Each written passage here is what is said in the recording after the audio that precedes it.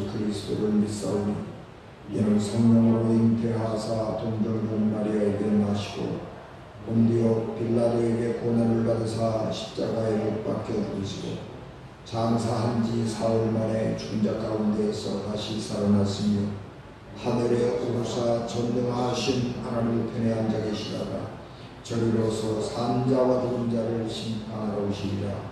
성령을 믿사오며 거룩한 공예와 성도가 서로 교통하는 것과 죄를 사하여 주시는 것과 몸이 다시 사는 것과 영원히 사는 것을 믿사옵나이다. 아멘.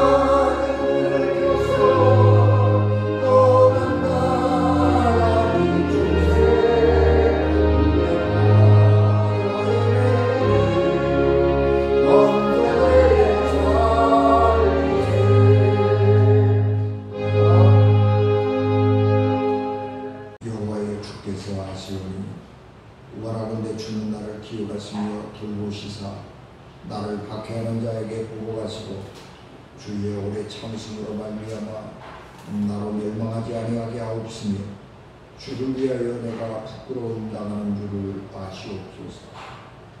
만군의 하나님 여호와이시여 나는 주의 이름으로 일컬음을 받는 자라.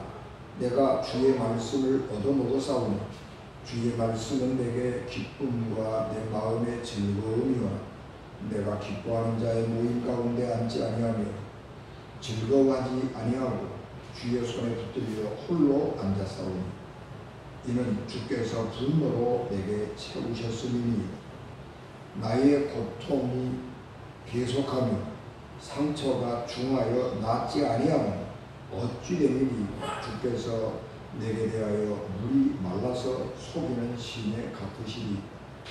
여호와께서 이와 같이 말씀하시되 내가 만일 돌아오면 내가 너를 다시 이끌어 내 앞에 세울 것이며 내가 만일 헛된 것을 버리고 귀한 것을 말한다면 너는 나의 입이 될 것이라.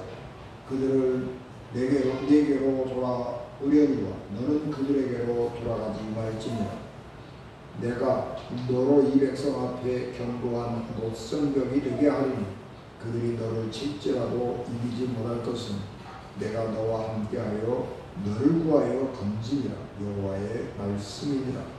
내가 너를 악한 자의 손에서 건지며 무서운 자의 손에서 구원하리라. 아멘. 기도하겠습니다. 은혜가 충만하신 아버지 하나님, 저희들 이 시대에 하나님의 생명의 말씀이 필요합니다. 이 시대가 하나님의 말씀이 필요합니다. 이 시간 우리의 영혼에 이 시대에 하나님의 생명의 말씀을 풍성하게 하옵시고 이 종을 이 땅에 세우셨사오니 하나님께서 능력과 권능을 지혜와 명철로 하여 주셔서 이 시대를 향한 하나님의 말씀을 전하게 하옵소서. 예수님 이름으로 기도하옵나이다. 아멘. 세계 종말 시계라고 하는 말이 있습니다. 여러분 가끔 들어보셨겠지만 이 종말 시계는 이 종말이 12시거든요.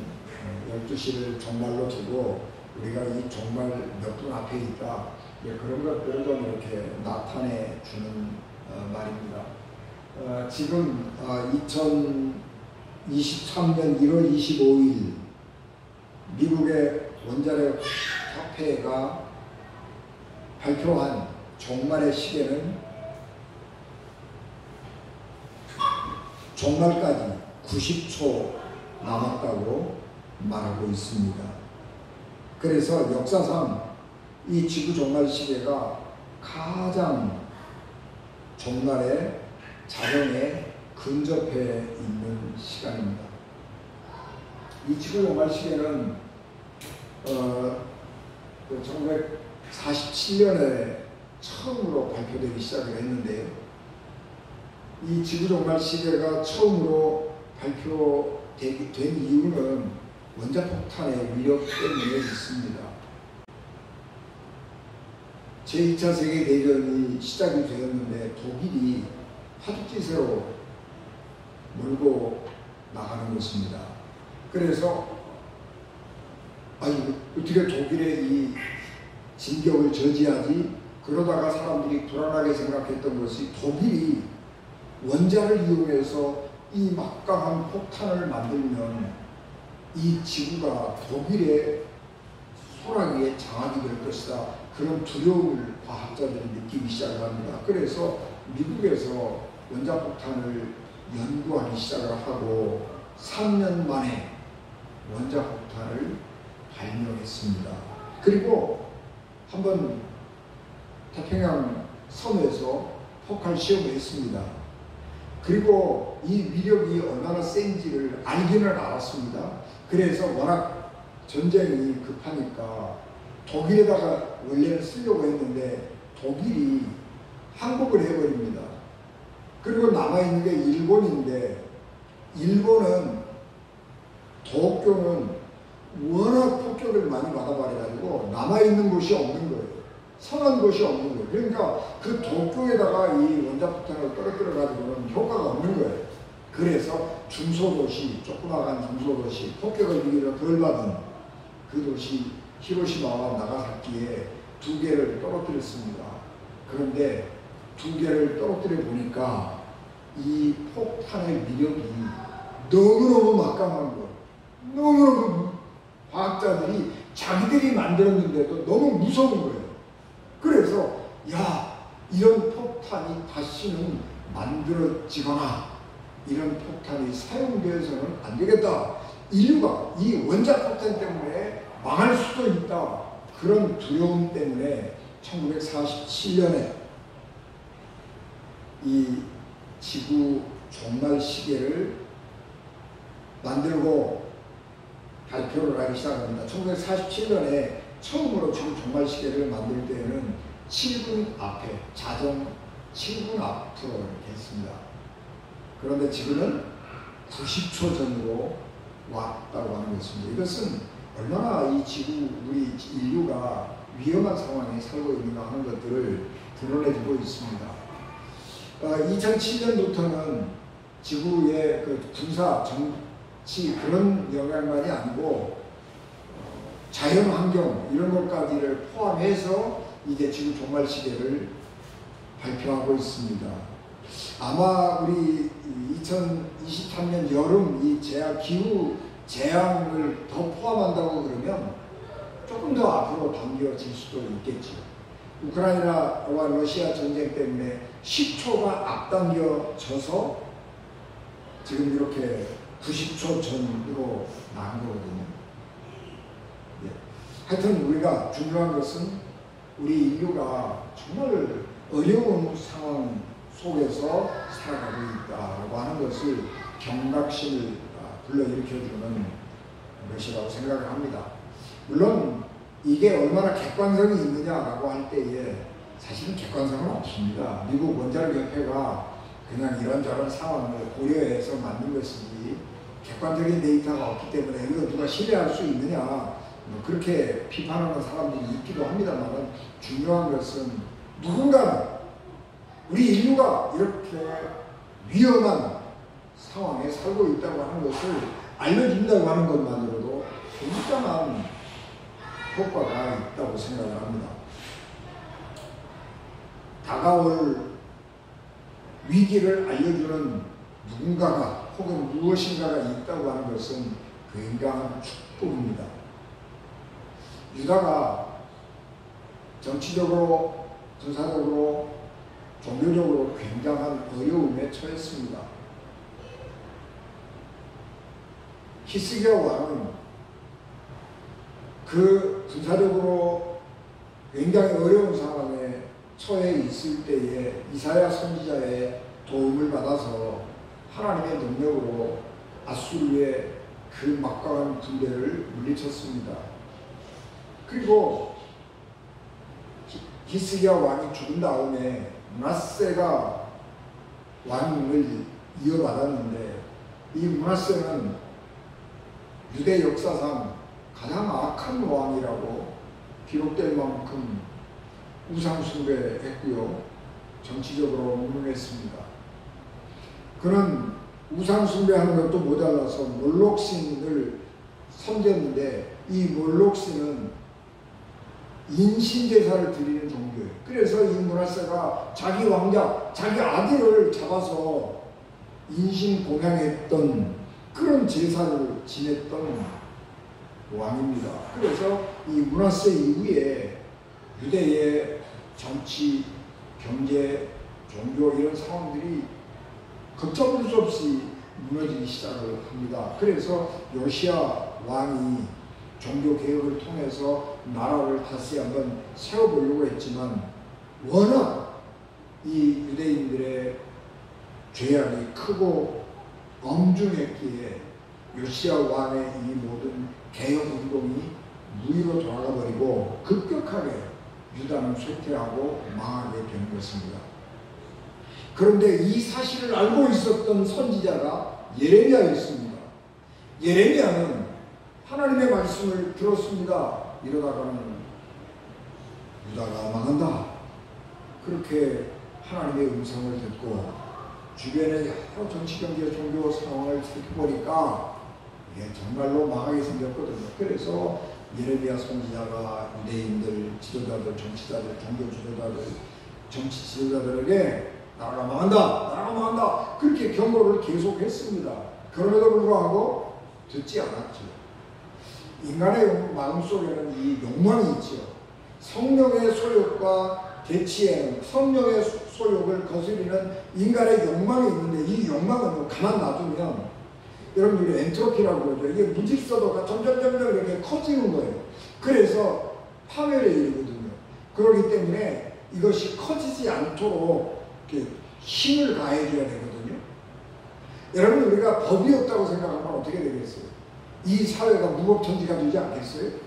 그러면 아무도 못 사는 거예요. 그래서 법과 제도를 통해서 사람의 삶과 이게 모든 것들을 이게 규제하는 거죠. 그래서 사회 질서가 유지해질 것입니다. 이 인간의 욕망 속에, 마음 속에 있는 이 욕망을 규제하는 것이 뭐냐? 종교와 정치입니다. 그런데 종교와 정치가 부패해버리고 타락해버리면 남아있는 것은 인간의 끝없는 탐욕만 남아있어서 죄가 관영하게 될 수밖에 없는 것이죠.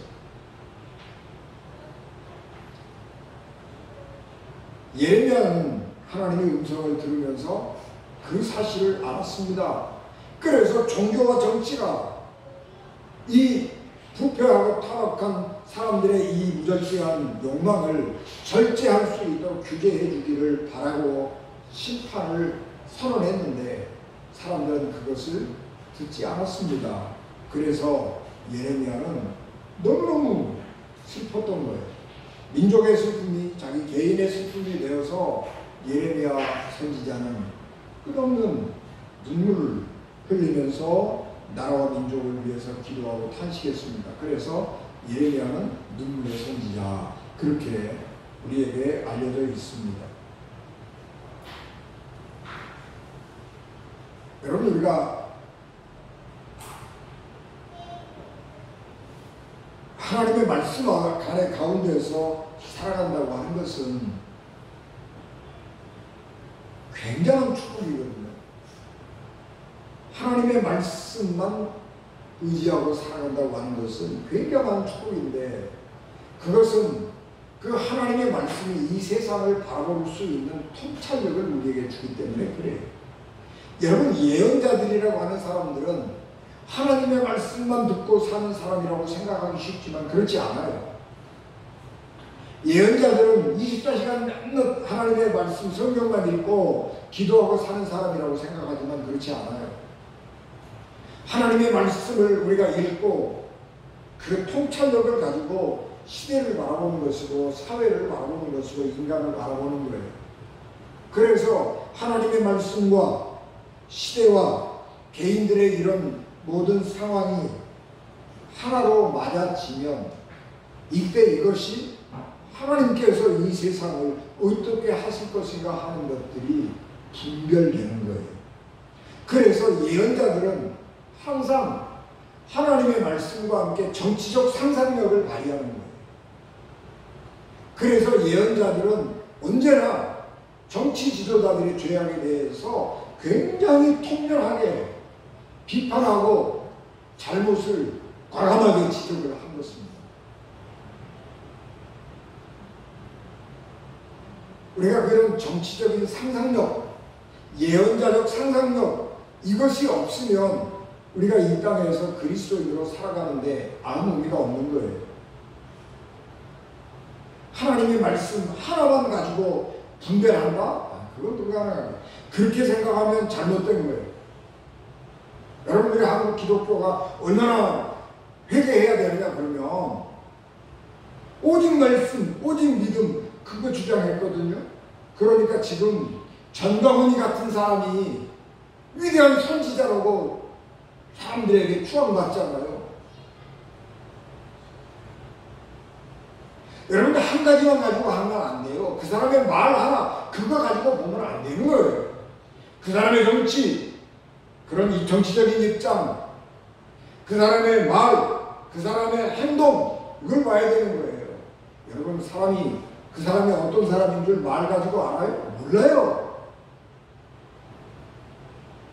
공부 좀 한 사람이라고 그러면은요, 자기를 다 포장하고 좋은 말로요, 얼마든지 사람을 현혹시킬 수 있어요. 그런데 속이지 못하는 게 있는데 행동이에요.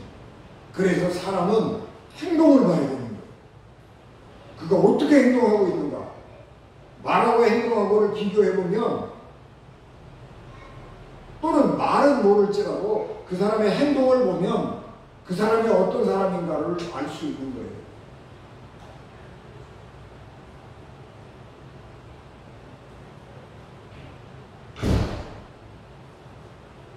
예레미야가 하나님의 말씀으로 통찰력을 가지고 정치, 종교를 보니까 나라가 망하게 생겼어요. 국제정세를 보니까 이런 식으로 우리 약소민족인 유다가 살아가다가는 망하게 생긴 거예요. 그래서 멸망을 예언한 것입니다. 그리고 예레미야가 불행한 선지자인 것은 예루살렘 성전이 멸망하는 것을 봤어요. 하나님의 성전이 망하는 것을, 파괴되는 것을 눈으로 지켜보았다라고 하는 것은 굉장한 불행이에요.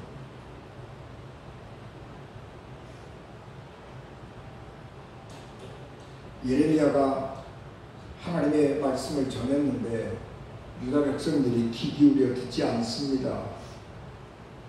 그리고 예레미야를 왕따시키고요, 핍박하고요, 궁중의 감옥에다 가둬버리고요, 그런 무모한 불법을 행하게 되는 것입니다. 그래서 예레미야가 너무너무 속상하고 힘들어서 하나님 앞에 기도하는 거예요. 그것이 오늘 예레미야 15장의 말씀입니다. 예레미야의 기도를 들어보면 예레미야가 얼마나 심리적으로 어려운 가운데 있었던가, 그런 것들을 우리에게 알려주고 있습니다. 예레미야가 드린 기도를 세번역 성경은 이렇게 기록합니다. 주님, 주께서는 저를 아시니 저를 잊지 않고 돌보아 주십시오.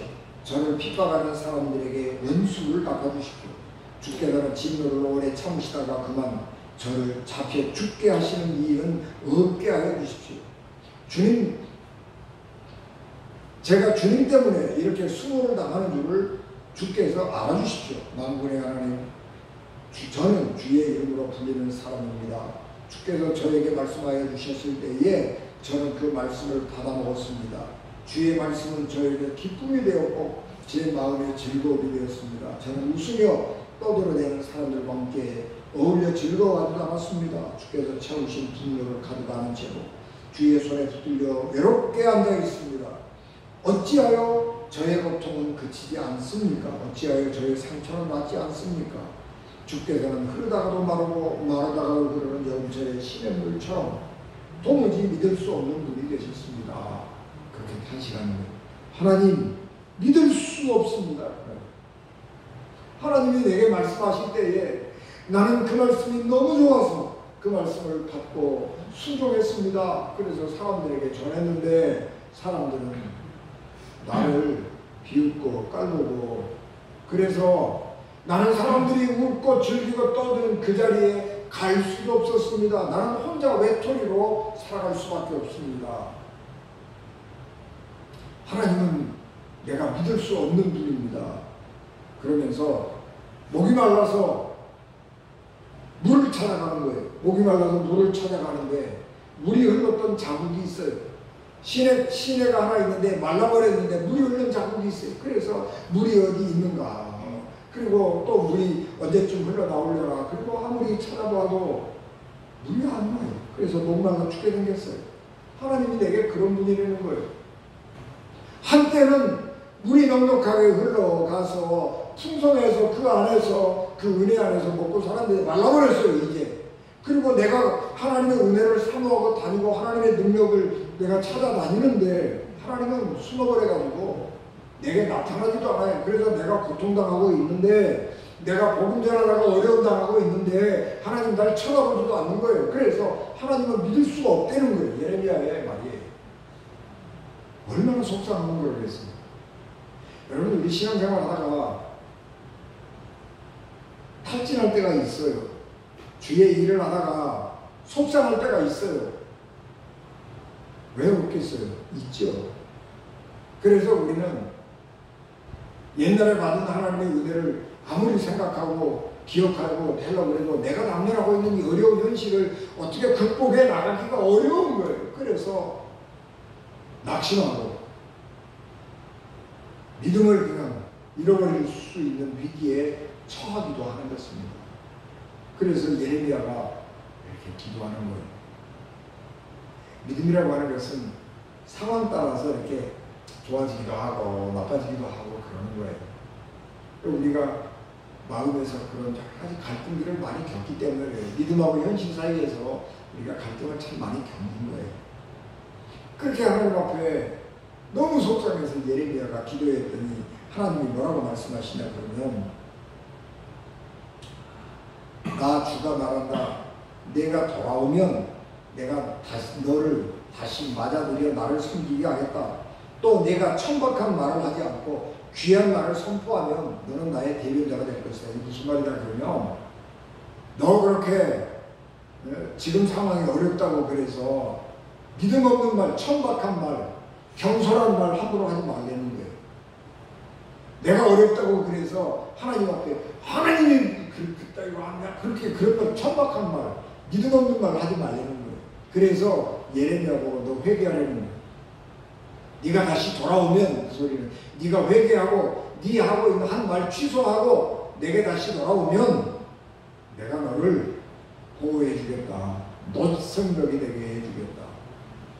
여러분, 돌로 만든 성벽도 튼튼한데 철로 성벽을 만들어 봐요. 얼마나 튼튼하겠어요. 하나님이 그렇게 해 주시겠다. 그렇게 약속을 하신 것입니다. 예레미야에게 하나님 요구하시는 것은 지금 네가 한 믿음 없는 말 취소하는, 그리고 경박하고 아주 경솔한 그런 믿음 없는 소리 하지 말고 그럼에도 불구하고 하나님의 말씀을 다시 선포하라고 하는 것입니다. 그러면 하나님이 도와주실 것인데 누구도 예언을 이길 수가 없으리라고 하신 것입니다. 여러분, 우리가 믿음 안에서 주의 일을 할 때 어려움이 굉장히 많이 있습니다. 소명이 흔들리기도 합니다. 내가 가는 이 길이 옳은가 그런 데 대한 확신이 없어서 흔들리기도 합니다. 사람들이 즐기고 떠드는 소리 자리에 가지도 아니하고 내게 주신 소명에 충실하게 살려고 육신의 즐거움을 절제하고 살아가기도 하지만 한편으로는 내가 사람들한테 가면 그 분위기 다 깨버리니까 사람들이 내게 오는 거 내가 가는 거 싫어해. 그래서 자연스럽게 사람들하고 이렇게 격리돼서 외톨이로 살아갈 수밖에 없을 때가 오기도 합니다. 그러나 그런 여러 상황들을 믿음으로 이겨내야 하는 것입니다. 왜냐 그러면 우리 귀에 아무 소리 안 들려도 하나님은 여전히 살아계셔서 우리 옆에 내 안에 거하시기 때문입니다. 하나님의 사람들은 소명을 위해서 소명을 이루기 위해서 견디어내야 될 고난이 있는 것입니다. 바로 이런 거예요. 여러분, 지난주에 제가 순교 얘기했지요. 피를 흘려서 죽는 순교, 붉은 순교, 고난을 견디는 순교, 하얀 순교, 살아있는 순교. 우리가 지금 우리에게는 이 살아있는 순교자와 같은 마음으로 이 어려운 상황을 이겨내 가야 하는 것입니다. 우리가 예수 믿는 사람이라고 그러면 사람들이 다 이상하게 쳐다보잖아요. 그런 시대 속에서도 우리가 믿음을 지키고 이겨내야 하는 것입니다. 그러면 하나님께서 도와주실 것입니다. 여러분, 이 세상에서 의인으로 산다고 하는 것 쉬운 일이 아닙니다. 나쁜 사람들이, 우리가 카르텔 얘기 많이 하죠. 나쁜 사람들이 똘똘 뭉쳐가지고 자기의 어떤 그 불리한 이득을 취하려고 하거든요. 그런데 거기 의인한 사람이 들어가 있으면요, 그 사슬이 깨어져 버리는 거예요. 그 사슬이 깨어져 버려가지고 그 악인들이 불리한 이익을 얻어먹을 수가 없게 되는 거예요. 그래서 그 사이에서 와글와글하고 난리가 나는 거예요. 분쟁이 일어나고 다툼이 일어나고 그래요. 여러분, 선이라고 하는 것은 뭐예요? 세상을 분열시키는 거예요. 악한 사람들이 똘똘 뭉쳐가지고 못된 짓 하는 것을 막는 거예요. 그래서 예수께서 뭐라고 말씀하시냐 그러면 누가복음 12장 51절, 내가 세상에 화평을 주러 온 줄로 아느냐? 내가 너희에게 이르노니 아니라 도리어 분쟁케 하려 함이로라. 이후부터는 한 집에 5사람이 있어 분쟁하되 셋이 둘과 둘이 셋과 아니니 아비가 아들과 아비와 아들이 아비와 어미와 딸이 어미와 시어미와 며느리가 시어미와 분쟁하리라 말씀하셨습니다. 여러분, 오늘 우리 대한민국 사회에서 일어나고 있는 이 와글와글하고 시끄러운 분쟁이 누구 때문에 일어나는 거예요? 의인 때문에 일어나는 거예요. 악한 사람들이 권력을 장악하고 그 권력을 이용해서 자기의 이득을 취하려고 할 때에 의인이 거기 사이에 끼어서 안 돼요. 이거는 잘못됐습니다. 그리고 그 사슬을 끊어버리는 거예요. 그러니까 이권을 빼앗기게 된, 이권을 제대로 취하지 못하게 된 악인들이 드러나서 이 의인을 들여치고 갈라치고 내치고, 그래서 사회가 와글와글해지는 것인데, 사회가 이렇게 와글와글하다는 이야기는 살아있다는 증거예요. 그래서 나라가 망하지 않는 거예요. 소돔과 고모라가 죄악 때문에 망했지요. 그런데 그것이 죄악 때문에 망하기도 했지만 의인 10사람이 있었으면 안 망하는 거예요. 의인 10사람이 있었으면 사람들에게 가가지고 너희들 그러면 안 되는 거야. 어떻게 사람이 그렇게 살아? 짐승만 또 못하지. 그리고 그 사람들의 잘못을 질책하고 그 사람들의 잘못을 지적하고 그 악한 사람들의 그 똘똘 뭉쳐서 한 카르텔을 깨버리고, 그렇게 하면 사회가 망하지 않는 거예요. 여러분, 우리가 어렵고 힘들지만 믿음을 지키고 하나님 말씀 가운데서 의롭게 살아가야 되는 이유는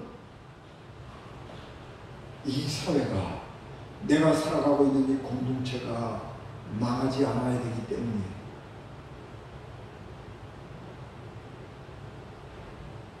기독교인들이 없다면, 의인들이 없다면, 하나님의 사람이 없다면 나는 망하는 거예요.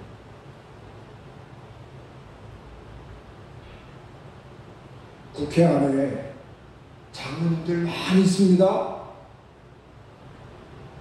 그런데 그분들이 자기 이익을 위해서 믿음 다 말아먹잖아요. 그분들이 믿음 안에서 올바르게 분별하고 판단한다면 우리나라가 이렇게 안 되죠.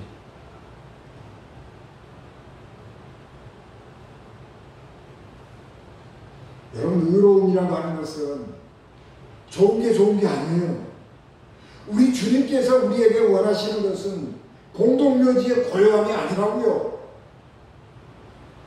다 죽어버려가지고 아무 말 안 하니까 조용하잖아요. 그게 평화인 줄 아세요? 그 평화가 아니에요. 그건 죽음이에요. 의인은 옳은 소리 하는 겁니다. 잘못된 거 잘못됐다고 말하는 겁니다. 안타까운 것은 여러분, 일본에서 후쿠시마의 그 오염수 계속 품어내잖아요.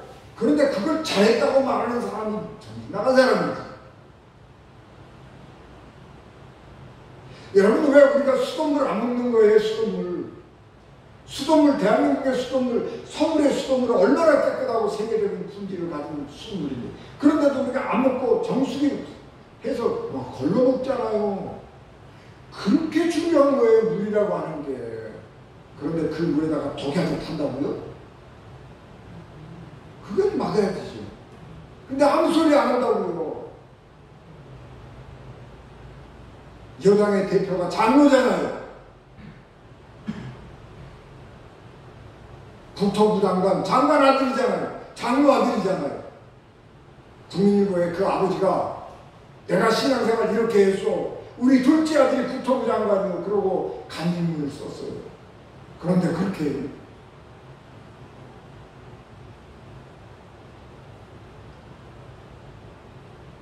진실은 거짓된 사람들을 불편하고 불안하게 만드는 것입니다.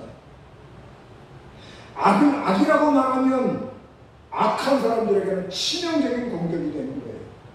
그래서 사탄은 항상 자기 정체를 숨겨요. 그래서 예수께서 사탄을 만나면 너 이름 누구냐? 그러고 묻는 거예요. 네 정체를 밝히려는 거예요. 너는 악하잖아. 네가 잘못됐잖아. 그렇게 말하는 거예요. 그게 정의고 진리예요.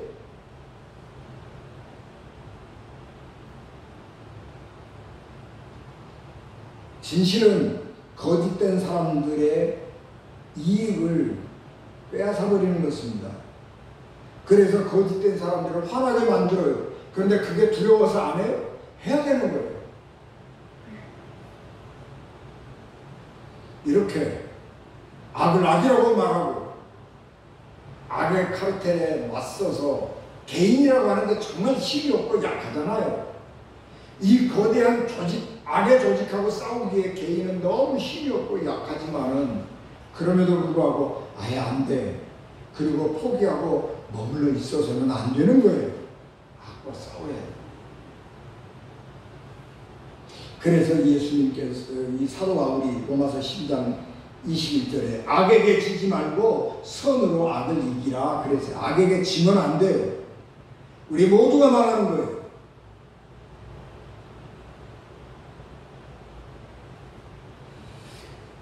우리 믿음의 사람들이 뭐냐 그러면 기도하고 고민하는 거예요.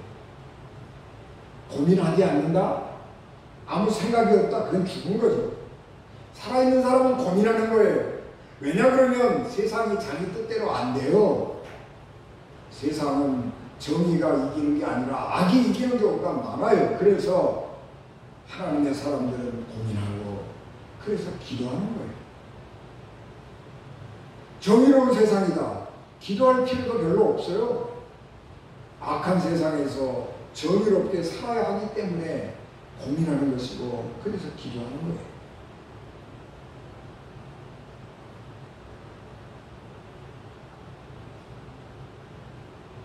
악한 세상에서 그리스도인이 된다고 하는 것은 고난을 당할 줄 알지만 믿음 안에서 고민하고 기도하고 하나님께 탄식의 기도를 들으면서 일어나서 악과 맞서는 것이 살아있는 신앙인입니다. 불의한 세상, 악한 세상 사람들을 불편하게 만들도록 진리를 말하고 진리를 실천해서 악인들을 불편하게 만들고 악인들을 부끄럽게 만들고 그렇게 하면서 한 걸음씩 믿음으로 달려가는 우리 언젠가 되시기를 주 예수 그리스도 이름으로 축복합니다. 기도하겠습니다. 은혜가 충만하신 아버지 하나님, 은혜와 사랑을 감사합니다. 저희들에게 하나님의 은총을 갑절로 도와주시고 예레미야처럼 때로는 우리의 믿음이 흔들리고 우리의 발걸음이 주저스러워지고 우리의 소명이 의심스러워질 때도 있고 믿음이 현실과 달라서 우리를 고민하게 만들지만 그럼에도 하나님을 의지하고 일어설 수 있도록 은혜도 하여 주시기를 간절히 바라고 떠나옵나이다. 우리가 기도할 때에 성경에 기록된 것과 같은 기적이 나타나지 않을지라도 여전히 우리 하나님 살아계셔서 주의 사람들 의인들을 도우시고 보호하시고 지키시는 줄 믿사오니 그 믿음이 우리에게 항상 충만하게 하옵소서. 예수님 이름으로 기도하옵나이다. 아멘.